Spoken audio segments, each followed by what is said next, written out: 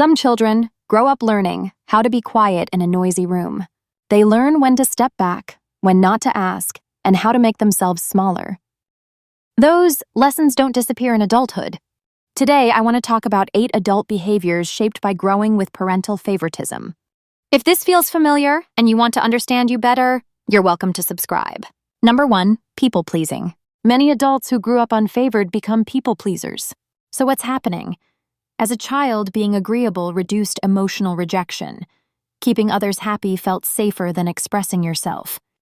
For example, you agree to plans you don't want, then feel drained or resentful later. Number 2, difficulty asking for help. Asking for help can feel uncomfortable or even shameful. So what's happening here? When your needs were ignored or compared to a sibling's, your brain learned that asking doesn't lead to support. For example, you struggle silently at work or in relationships, even when help is available.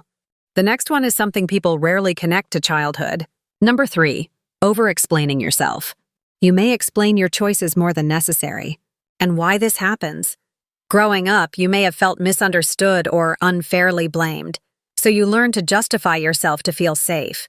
For example, you explain why you're tired, instead of simply saying, "I need rest." Number 4, self-worth despite being capable. You might be responsible, skilled, or successful, yet still doubt your value. The reason for it is, when appreciation was inconsistent or given more to a sibling, self-worth didn't develop steadily. So for example, compliments feel uncomfortable or unreal, even when you've earned them. Hey, see if this shows up quietly in your life. Number 5, fear of taking up space. Some adults feel uncomfortable sharing opinions or emotions, because when attention went elsewhere in childhood, being visible felt risky or pointless. For example, you stay quiet in groups, even when you have something important to say. Number 6, hyper-independence. Doing everything alone can feel like strength. When support wasn't reliable growing up, your nervous system learned not to depend on anyone. For example, you feel uneasy receiving help, even from people who genuinely care. Number 7, guilt when choosing yourself. Rest, boundaries, or self-care may trigger guilt. So, why you feel this way? You were often expected to adjust, give in, or understand more while others were prioritized. For example, you feel selfish for saying no, even when you are exhausted. Number 8, attraction to unequal relationships. So, what's happening within you? The nervous system is drawn to what feels familiar, not what is healthy. For example, you stay longer than you should, hoping to finally be chosen. Hey, one thing here to say. These behaviors are not personality flaws.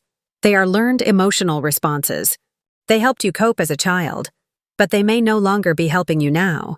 Understanding these patterns helps in one important way. It helps you stop blaming yourself. When you know these behaviors were learned responses, shame reduces. And when shame reduces, change becomes possible.